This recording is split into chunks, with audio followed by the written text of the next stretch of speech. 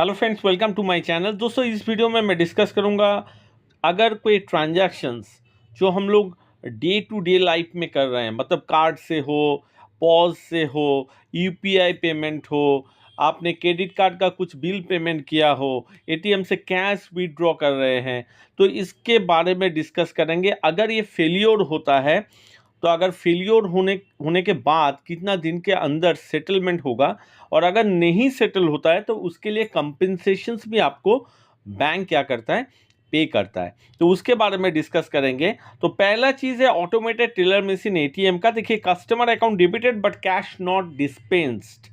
इस केस में क्या होगा, मैक्सिमम T+5 डेज, मतलब आज अगर इनिशिएट करते हो उसका नेक्स्ट 5 डेज के अंदर आपके अकाउंट में रिवर्स हो जाना चाहिए।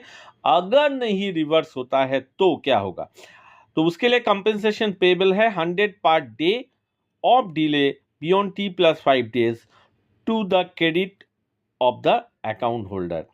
नेक्स्ट, कार्ड ट्रांजैक्शन के बारे में बोलेंगे। कार्ड टू कार्ड ट्रांसफर जो होता है, card account debited but the beneficiary card account not credited. तो इसके लिए जो टाइम है, that is the transaction to be reversed T+1 day if credit is not effected to the beneficiary account. इसके लिए भी आपको 100 पर डे डिले अगर होता है तो पेमेंट करना पड़ेगा बियॉन्ड T+1 डे। इसका टाइम लिमिट T+1 डेज का है।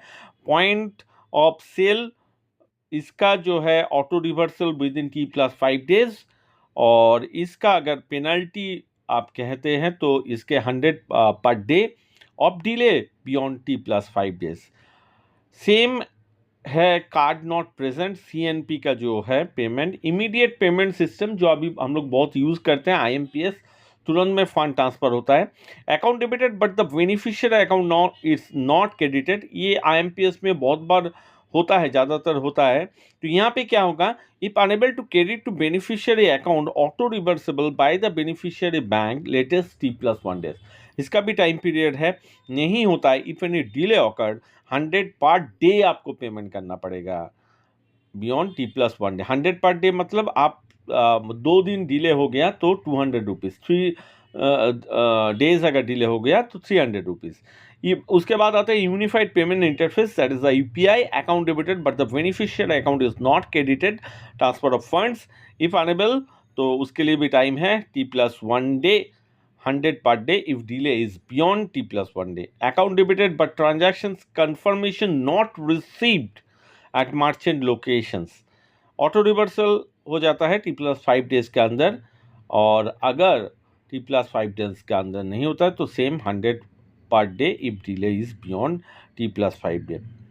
तो ऐसे करके आधार इनेबल पेमेंट सिस्टम भी है, उसका भी T+5 डेज का है, और कॉम्पनसेशंस भी है आपका T+5 डेज का अंदर नहीं होता तो 100 रुपीज़, तो 100 रुपीज़ ही मेन यहाँ पे होता है।